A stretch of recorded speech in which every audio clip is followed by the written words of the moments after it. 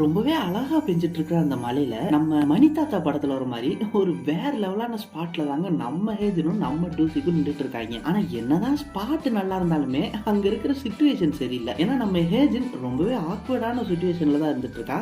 ஆமாங்க, இன்னைக்கு நம்ம ஹோம் டவுன் அப்படின்ற டிராமாவோட 11வது எபிசோட் தாங்க பார்க்க போறோம். ஸோ அந்த டிராமா ஹிட் ஆச்சா இல்லையான்னு தெரியல, ஆனா நம்ம சேனல்ல எடுத்து போட்ட அந்த டிராமா கொஞ்சம் ஹிட் ஆயிருக்கு. அதனாலதான் நம்மளே 11வது எபிசோடு வரைக்கும் வந்திருக்கோம். அதனால நீங்க என்ன இந்த டிராமாவை பார்க்கலன்னா ஃபர்ஸ்ட் எபிசோட்ல இருந்து போன எபிசோட் வரைக்கும் எல்லா எபிசோடோட லிங்க்குமே கமெண்ட்லயும் கொடுத்துருக்கேன், டிஸ்கிரிப்ஷன்லயும் கொடுத்துருக்கேன். அதனால அதெல்லாம் பார்த்துட்டு அப்படியே இந்த எபிசோடையும் பாருங்க, வரப்போற எபிசோடையும் பாருங்க. இன்னைக்கு எபிசோடுமே ரொம்பவே ஃபீல் குட்டா இருக்க போது கண்டிப்பா உங்க எல்லாத்துக்குமே இந்த எபிசோட் ரொம்பவே பிடிக்குங்க. அதனால வீடியோ ஃபுல்லா பாருங்க, அப்படி நம்ம சேனலை சப்ஸ்கிரைப் பண்ணிட்டு பாருங்க. நீங்க பார்த்துட்டு இருக்கிறது யுவர் மைண்ட் வாய்ஸ் சேனல். நான் உங்க டேவிட். இப்போ வாங்க வீடியோக்கு போவோம்.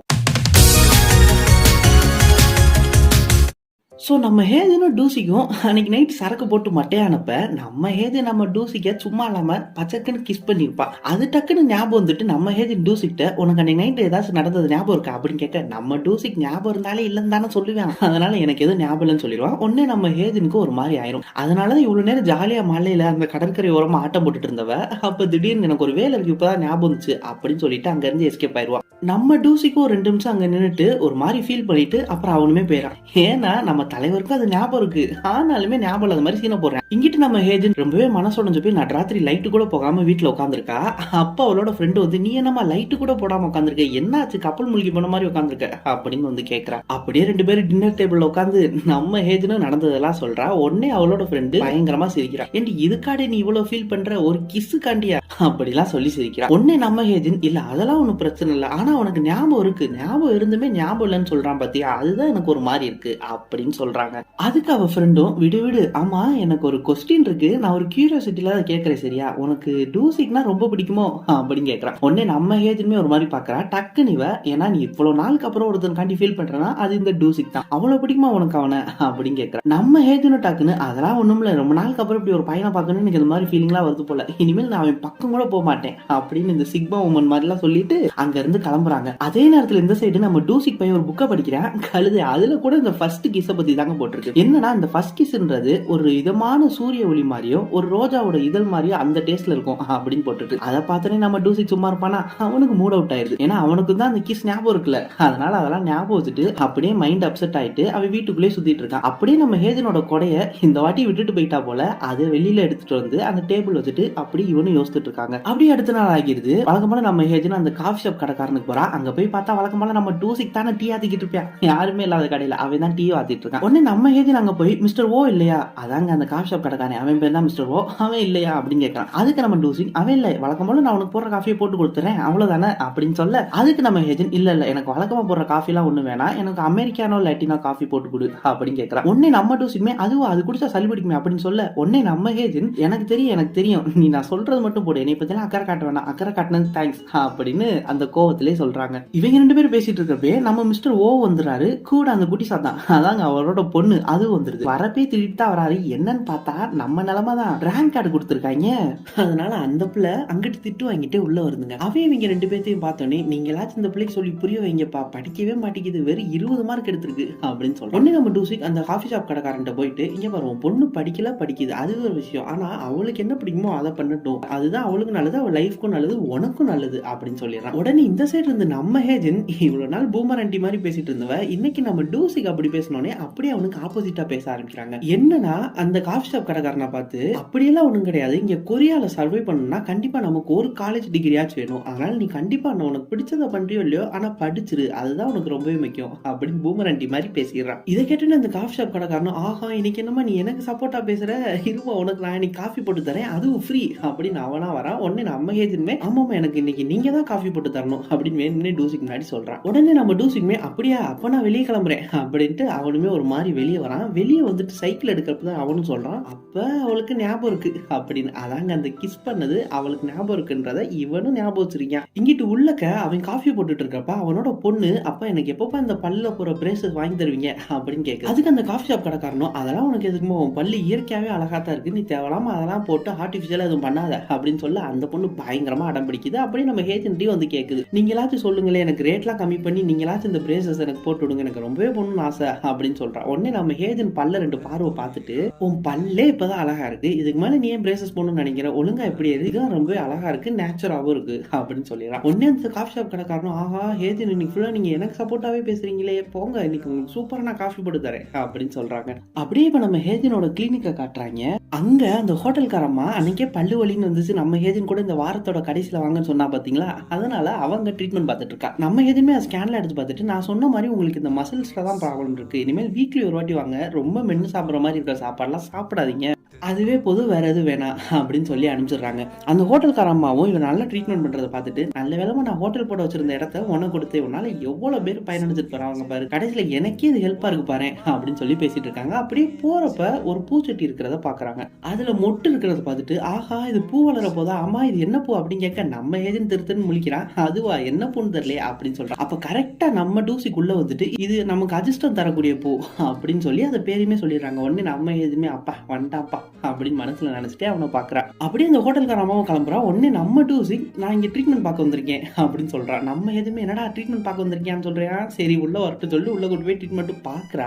பல்லெல்லாம் பார்த்துட்டு, "உனக்கு பல்லெல்லாம் நல்லா தானே இருக்கு. உனக்கு இப்ப என்ன ட்ரீட்மெண்ட் வேணும்?" அப்படின்னு கேட்க, "இல்ல நான் எப்பவுமே ரெகுலரா செக்அப் பண்ணுவேன். அந்த செக்அப் தான் எனக்கு இன்னைக்கு வேணும்" அப்படின்னு சொல்றா. அவளுமே செக்அப்லாம் பண்ணிடுறாங்க. அப்படி பண்ணியுமே ஒண்ணுமே கண்டுபிடிக்க முடியாதனால, "உனக்கு வேற எதுவும் பிரச்சனையா இருக்கா?" அப்படின்னு கேட்க, உடனே நம்ம டூசிக்கு எதுக்கு, "ஆமா அன்னைக்கு நைட்டு கிஸ் பண்ண பாத்தியா, அதான் பிரச்சனை" அப்படின்னு சொல்லிடுறான். அது கேட்டானே நம்ம ஹேஜன் பதறி போய் டக்குன்னு இருமலா ஆரம்பிச்சிடறாங்க. ஒண்ணு நம்ம டூசிக், "பாத்தியா இதுக்குதான் நான் கிஸ் பண்ணது ஞாபகம்னு சொன்னேன். அன்னைக்கு ஒரு நாள் நடந்ததுனால நம்ம 2 பேரோட ஃப்ரெண்ட்ஷிப் புரிஞ்சிருச்சு பாரு. நம்ம ஊர்ல இருக்கவங்க நம்மளை பத்தி என்ன நினைப்பாங்க" அப்படி அப்படின்னு சொல்றாங்க. இவங்க இப்படி பேசிட்டு இருக்கப்ப நம்ம ஹேஜனோட ஃப்ரெண்டுமே வந்துடுறா. உடனே நம்ம ஹேஜன், "இங்க இருந்து இனிமே நீ பாத்துக்கோ" அப்படின்னு சொல்லிட்டு வெளியவும் போயிடுறான். அப்படியே நம்ம டூசிக் அந்த ட்ரீட்மெண்ட்டை முடிச்சுட்டு வெளியவும் போயிடுறான். வெளியே போனோடனே உனக்கு ஒரு போன் வருது, அதை எடுத்து பேசிட்டு, "அப்படியா இப்பயே வரேன்" அப்படின்னு சொல்லிட்டு அவன் அங்கிட்டு கிளம்பிடுறாங்க. இங்கிட்டு நம்ம ஹேஜனும் அவளோட ஃப்ரெண்டும் சாப்பாடு சாப்பிட்டு இருக்காங்க. நம்ம ஹேஜன் மூஞ்சியை உம்முன்னு வச்சு சாப்பிட்டு இருக்கா. அதை பார்த்து அவளோட ஃப்ரெண்ட், "இங்க பாரு, உனக்கு மூடு நல்லா இல்லட்டினா கூட பரவாயில்ல, ஆனா கொஞ்சம் சிரிச்சிட்டே சாப்பிட, அப்பதான் என்னால இந்த ஃபுட்டை கொஞ்சம் என்ஜாய் பண்ணி சாப்பிட முடியும்" அப்படின்னு சொல்றான். அப்படியே அவன் நம்ம ஹேஜன்ட்ட, "அம்மா டூசி கொண்டு ஏதாச்சும் பேசினானா? அதுக்காண்டி தான் நான் வேணும்னே ரொம்ப நேரம் கழிச்சு வந்தேன். என்ன பேசுனீங்க?" அப்படின்னு கேட்கறான். அதுக்கு நம்ம ஹேஜன், "இல்ல அவன் ரொம்பவே சீன் போடுறான். அன்னைக்கு நைட் நடந்ததெல்லாம் ஒரு பெரிய விஷயமாவே மதிக்கல. அவங்க 2 பேரும் ஃப்ரெண்ட்ஸா இருக்கலாம்" அப்படின்னு சொல்றான். உடனே அவன் ஃப்ரெண்டும் அப்படியே அப்படின்னு தலையாட்டிட்டே போனை பாக்குறா. அப்போ ஒரு மெசேஜ் வந்திருக்கு. அதை பார்த்துட்டு அவன் நம்ம ஹேஜன்ட்ட, "ஆமாமா அவன் ஃப்ரெண்ட்ஸா இருக்கலாம்னு உன்ட்டு உண்மையிலே தான் சொல்லியிருக்கான் போல, இங்க பாரு" அப்படின்னு ஒரு போட்டோ காட்டுறான். என்னன்னா நம்ம டூசிக்கும் அவன் கூட இன்னொரு பொண்ணும் கடற்கரையோரமா சுத்திக்கிட்டு இருக்காங்க. அது அந்த ஊர்க்காரங்க வழக்கம் போல இந்த ஸ்பைரல் எல்லாம் பார்த்து ஒரு ஆள் அங்க சுத்தி பாக்குற மாதிரி டூரிஸ்ட் நிக்கிற மாதிரி எல்லாம் மாறு வேஷத்துல போய் அதை போட்டோ எடுத்து குரூப்ல அனுப்பி விளையாண்டுட்டு இருக்காங்க. நம்ம ஹேஜனோட ஃப்ரெண்டு தான் அந்த குரூப்ல இருக்கா இல்லையா, அதனால அவளுக்குமே அந்த போட்டோ வந்துருக்கு. அதை தான் நம்ம ஹேஜன்ட்ட காமிக்கிறான். அதை பார்த்துட்டு, "ஆமா இது நம்ம டூசிக் மாதிரி தான் இருக்கு" அப்படின்னு பார்க்க, இங்கிட்டு நம்ம டூசிக் அந்த பொண்ணை கூட்டிட்டு இருக்கிற எல்லா சீனையும் போய் காமிச்சிட்டு இருக்கான். இங்க ஓகே அப்படின்னு. ஆனா தூரத்துல இருந்து பாக்குற இவங்களுக்கு இதெல்லாம் கேட்காதனால அவங்க 2 பேரும் ஏதோ சுத்தி பார்க்க வந்திருக்காங்க நினைச்சிட்டு இவங்கிட்டு ஒரு கதையை கிளப்பிட்டு இருக்காங்க. அப்படியே அந்த மெசேஜ் அந்த ஹோட்டல்காரமோட ஹஸ்பண்ட், அதாங்க டிவோர்ஸ் ஆன ஹஸ்பண்ட், அந்த சோயா பொண்ணு கூட இப்ப செகண்ட் ட்ரை பண்ணிட்டு இருக்கான் பாருங்க, அவனுக்கு போயிருது. அவனும் அதை எடுத்து பாக்குறான். இவங்களுக்கு வேற வேலை இல்லடா அப்படின்னு அவன் கனவு உலகத்துக்கு அவன் போறான். என்னன்னா அந்த சோயாவோட போட்டோ,